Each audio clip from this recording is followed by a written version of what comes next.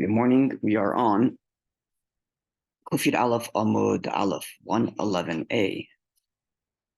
A little below the middle of the page.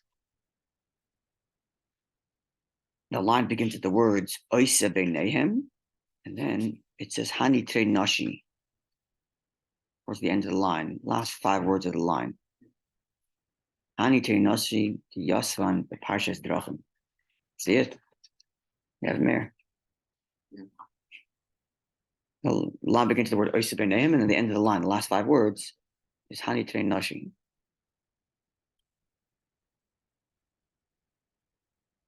See it? So, yeah, I do. So the end of the line, the last 5 words, Hani Tre Nashi. Yeah. So we're still on our discussion of certain activities that invite negative spiritual energy that can result in physical harm. Yesterday we discussed walking between certain people, items, things, animals, and having those animals walk between 2 men and the consequences of that. I wonder if that's where superstition came from. The idea of walking The study of superstition is an interesting one, and we're going to leave that alone for now. Especially after learning this morning that we're talking about Hashem's Torah here. Yes. And that's the primary objective in our learning, to imbibe that and understand it and connect with it. Okay, so to whatever degree we can possibly understand it, let's put it that way, right? Which actually, in talking to Yisrael's question, maybe that's why Alter Rebbe uses the example of understanding a halacha rather than understanding a midrash, say, which, right? And perhaps the reason is because when it comes to halacha, because of its practical nature, we can actually understand it all the way to its depth. When it comes to the midrashic stuff and the more mystical stuff, certainly our understanding is much more limited. Like we learned yesterday's Gemara, we understood the words, but what does it actually mean and how does it work? We don't really understand that, right? So maybe that's the reason to using halacha as an example, because we can fully understand it. Right, it has rational. It's not everything is rational. Yeah. It's not just rational; it has physical. Allow us as physical to understand. It's like how there's an ox in his claims. About spirits, you have a harder time understanding that because you don't live in the world of spirits. Uses physical components. Right, but it's speaking of the spirit, even though it's using physical description. I can't say all midrash, but a lot of midrash is metaphorical, certainly. Right? And it's meant to be metaphorical. So what is the metaphor? Yeah. But for example, here I don't think it's talking about metaphor. It's more illusionary. So, for example, yesterday's Gemara is not speaking metaphorically. It's speaking literally. Don't walk between 2 women. Don't walk between 2 dogs. It's speaking quite literally. Yet it's talking about that activity inviting negative spiritual energy. What's that? That we have a lesser grasp on what that is. So if I was talking about having a grasp of Torah and therefore it's part of who you are, we have less of a grasp here. Because we don't truly grasp what that means, negative spiritual energy. I'm saying the words, but like, what does it truly mean? I don't know. But when it comes to like halacha, we have a real grasp. You're talking about an ox and you're talking about a donkey. We know what those are, and we know what happens when a donkey hits an ox. Like, right, even if it's not practical in our lives, but we can grasp it in a much more concrete manner than grasping some of the midrashic stuff. Maybe that's why Alter Rebbe uses that. Anyway. But in any event, the idea that we're imbibing divine wisdom still remains true to whatever degree we can understand it. Okay, Hani Tre Nashi, these 2 women. Remind me tomorrow to tell you Yisrael, because that was his question. Hani Tre Nashi Yosem Parshas Drachim. These 2 women who are sitting on opposite sides, or sitting at a crossroads. Chada Bahagi, so one of them on this side, the shvila of the path. The Chada and one, the Idach Gisa on the opposite side of the path. So they're sitting opposite each other at a crossroad specifically. It's not any road, but a fork in the road. And I guess at that fork in the road, they're sitting opposite each other. And their faces are focused on each other's faces. So you can see in their eyes and in their focus on each other that there's an intent. Like a laser beam there. Something of that nature. There's some sort of connectivity between the 2. Yeah? With me there? Yeah? That's right. Where are we? We're being held by the ideas of Tanya. What? No, They're just describing a scene. Yeah. You come to a crossroads, two women sitting across from each other at the opposite side of the crossroads, and you can see that their faces are focused on each other. Right. They're creating some sort of Force. Yeah. force between their faces. Right. So you see that, from the skin, you could be certain they are engaging in witchcraftery. Anybody witness something like that? Not me. Does that exist still today? I don't know. At which point in history did it stop? Also don't know. What is witchcraftery and what is the negative spiritual force that it invites? Also don't know. Right. But the Gemara says it's what it is, so we're learning the Gemara. Yeah, that's basically the premise of my thought. Is that, let's say, when we say learning halacha, it's like you can learn and internalize it.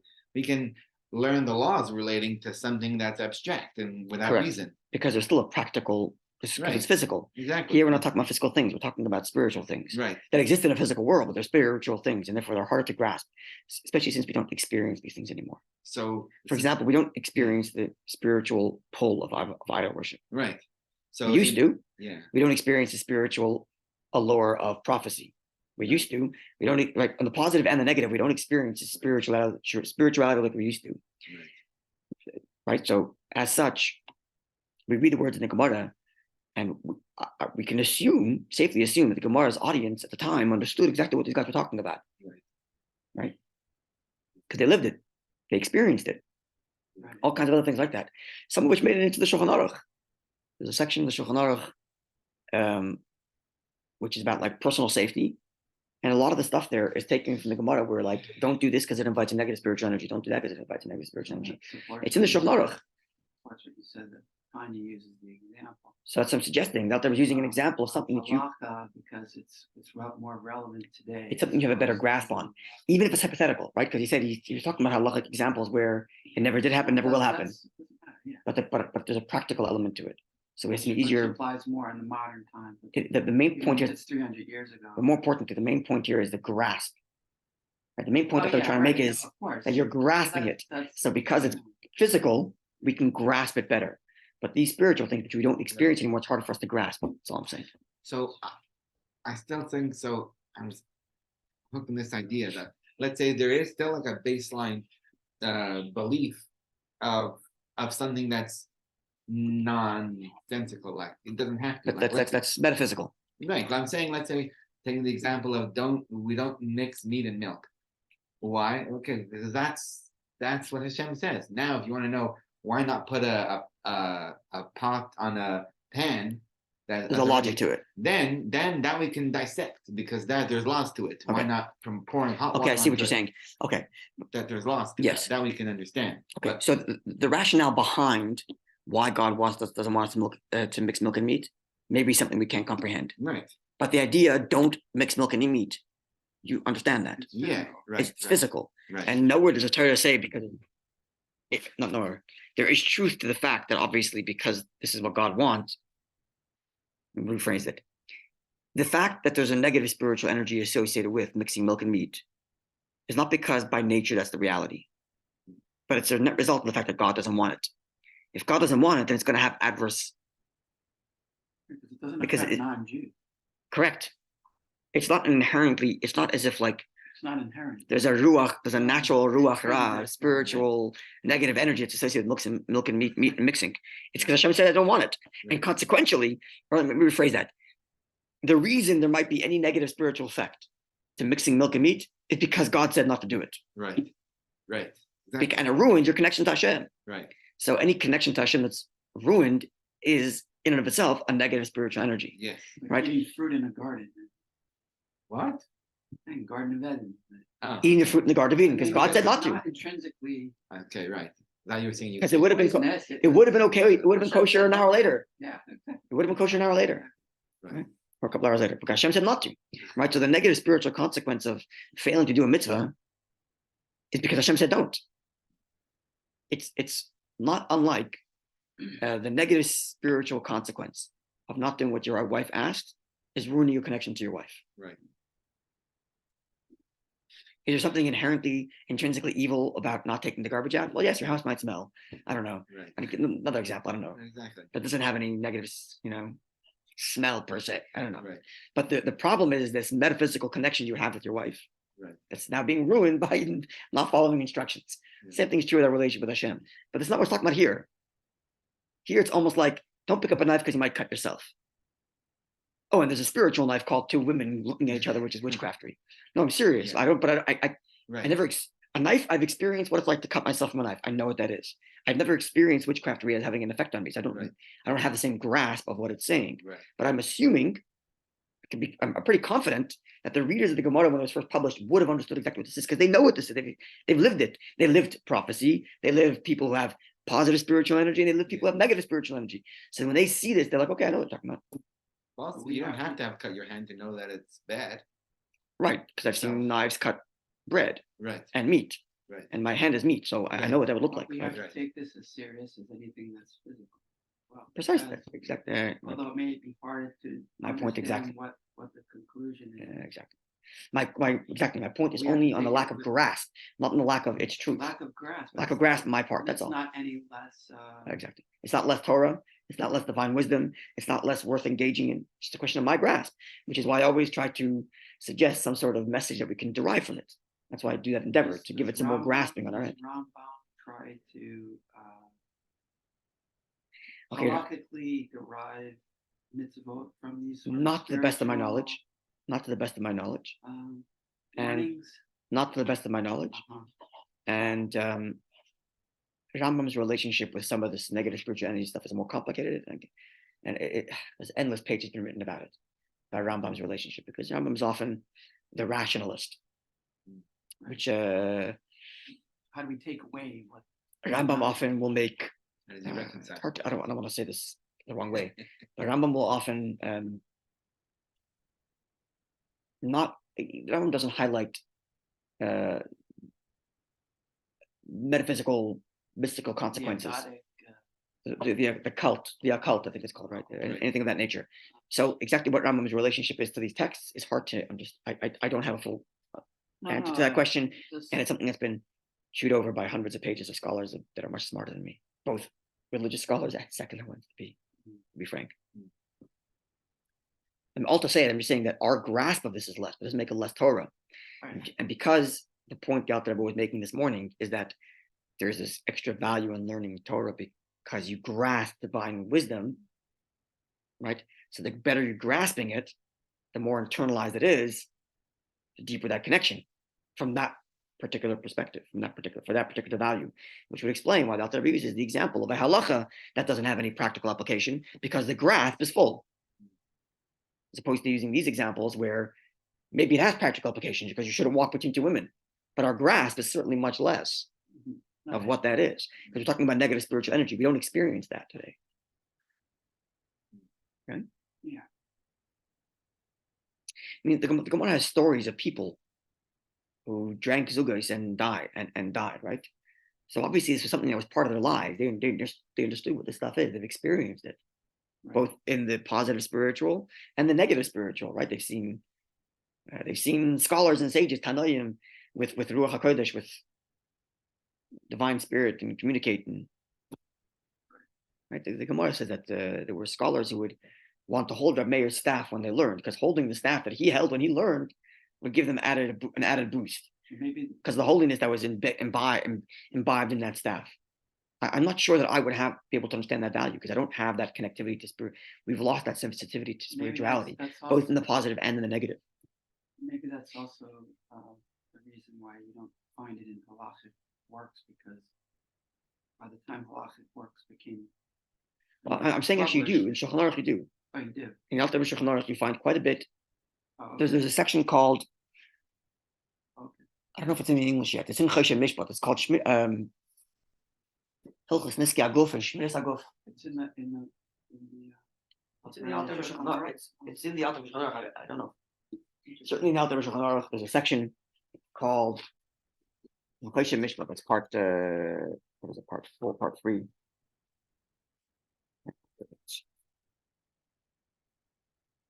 Yeah. Hilchos Niski Aguf v'Nefesh v'Dinayim. the laws of, sorry, the laws of guarding one's body. And it includes all kinds of things for example, The spiritual nature. Yeah. Like the sarkanas with fish and meat. Some of it is very basic, like don't walk under a wall that's falling down. Don't drink water that's been left open overnight because of the snake that might add its poison, right? Which are much more practical stuff. But then there's other things like more spiritual. Don't stand in front of women when they come back from the death, when they come back from a funeral, because the angel of death is hanging around there, and he has the ability now to damage the person.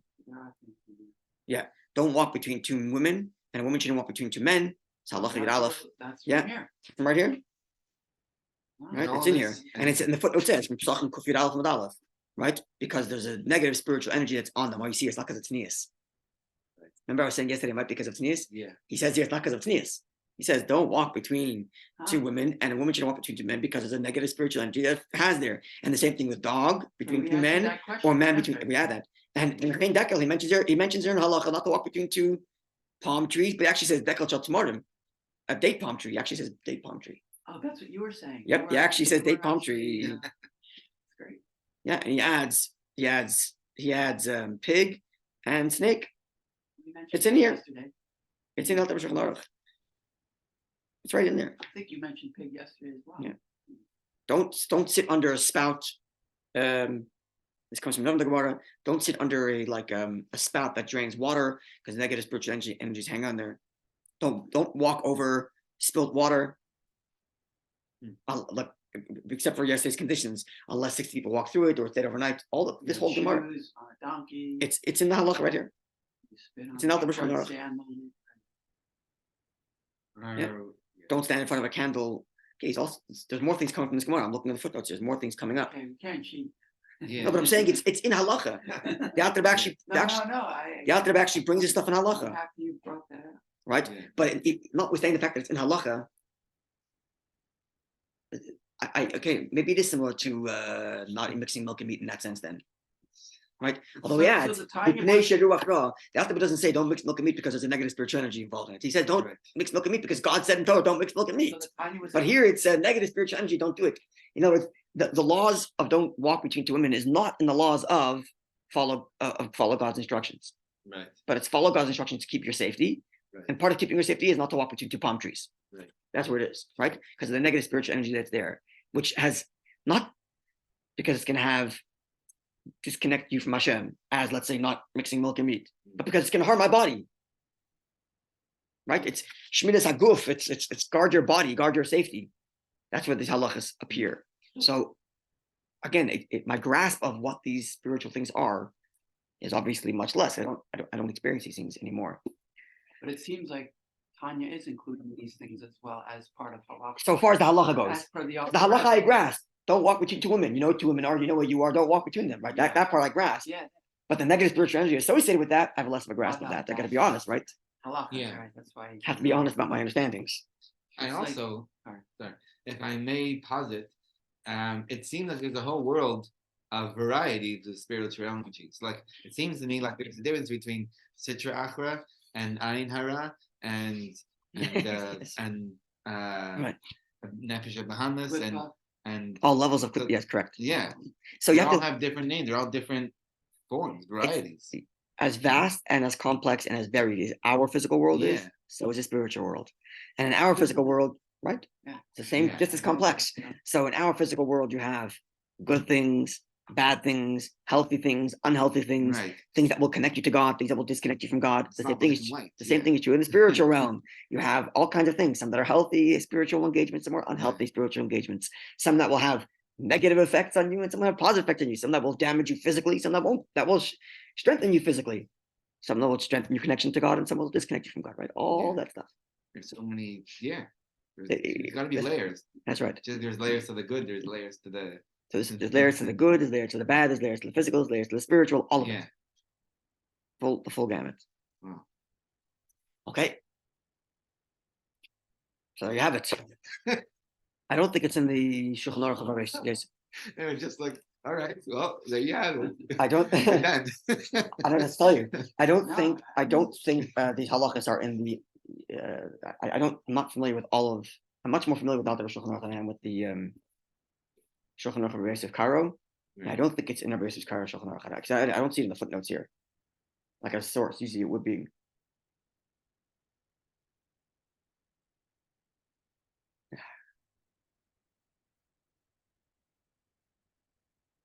like you said, I mean, all of. Maybe it isn't not the. Maybe it isn't the Shulchan Aruch. I don't know.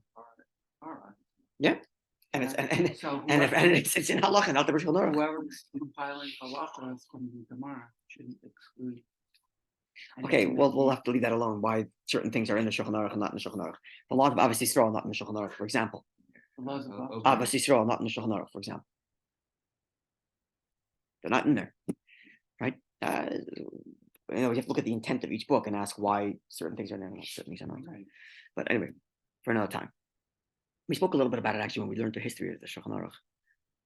We learned on Shabbos the history of Rabbi Yosef Cairo. We spoke a little bit about that. Anyway, okay, so he's walking down the street and he's going to a fork in the road and there's two women across from each other and they locked eyes. So you're pretty sure, you are certain, says the Gemara, that there's witchcraft going on here. So you don't want to walk between them because now you're going to get in their line of vision and get affected by whatever connectivity they're creating between them. Yeah.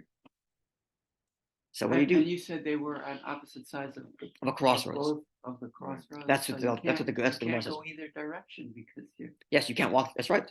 because they're blocking both They're blocking the crossroads. branches. Of That's the right. crop. Presumably. So it seems like. So, my takante, what's your solution? What do you do? Right. Says the Gemara,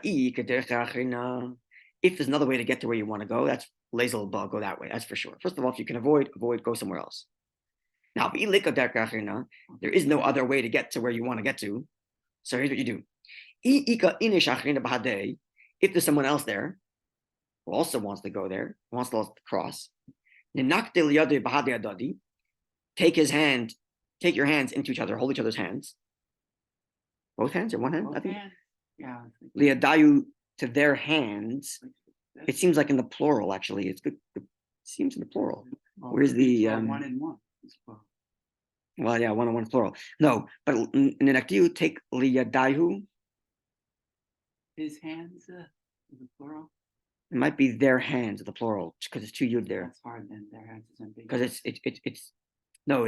it seems like it's a double plural. Their plural and hands plural. Mm. I think, Two sets, 4 hands. I believe so. Their Where's our hands. Steinsaltz? Let's see if he translates it. You're interpreting their hands to mean four? No, in English it doesn't work out that way, but in Hebrew it could be. There's a Yadayu with one yud or two yuds. Uh-huh. There we go, up top. What? There. Talmud, the white. Well, Steinsaltz. No, look at Psachim, Oh, Psachim. right? Oh, sorry. Right? Oh, and Nachas.